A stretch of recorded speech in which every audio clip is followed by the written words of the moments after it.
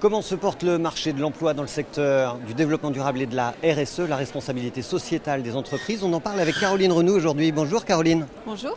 Vous êtes la fondatrice du cabinet de recrutement Birdeo, spécialisé dans la RSE et le développement durable depuis 10 ans. Oui. Est-ce que vous sentez un petit peu, en réponse à cet appétit de la société pour ces thématiques, développement durable et RSE, est-ce que vous sentez le marché du recrutement frémir en ce moment? Alors tout à fait. Moi ça fait 10 ans que j'ai monté Birdeo. J'ai vraiment vu l'année de la bascule en 2019 où là, alors ça se voit, il y a eu énormément de création de postes.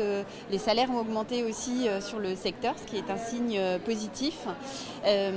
Après, on aurait pu se demander est-ce que par rapport à cette crise, ça allait ralentir?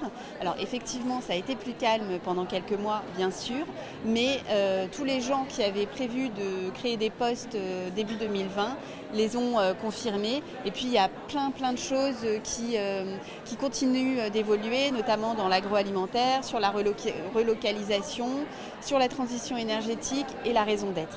C'est quoi les secteurs qui recrutent le plus en ce moment sur ces thématiques-là? Alors, il y a l'agroalimentaire depuis longtemps, le luxe et le secteur cosmétique.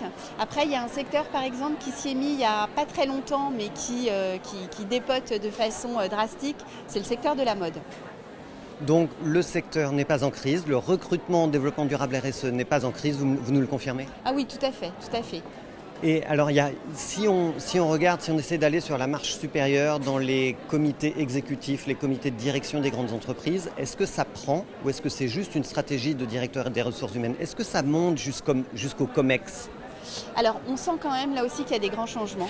Ça commence vraiment à changer, ça commence à monter, notamment parce que le secteur de la finance pousse très fort les entreprises à prendre en compte ce qu'on appelle les critères ESG, donc environnement, social, gouvernance. Après, effectivement, il y a un besoin de formation et d'acculturation très fort aussi sur ces sujets-là par les conseils d'administration et les COMEX. Alors vous nous avez parlé de l'agroalimentaire, là vous nous parlez de la finance, le salaire moyen dans le secteur du développement durable et de la RSE selon les postes, qu'est-ce que vous pouvez nous en dire?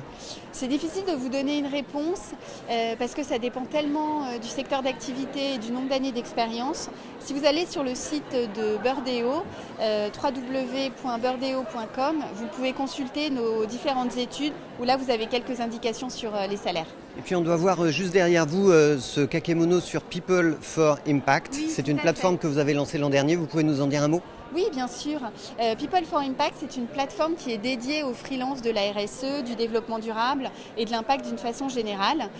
Ça permet comme ça de compléter notre offre puisque de plus en plus, les entreprises ont besoin d'experts de façon ponctuelle et de plus en plus, les candidats ont envie de liberté et d'être en freelance. Merci beaucoup Caroline, on vous souhaite un très bon salon Pro Durable. Merci. À bientôt.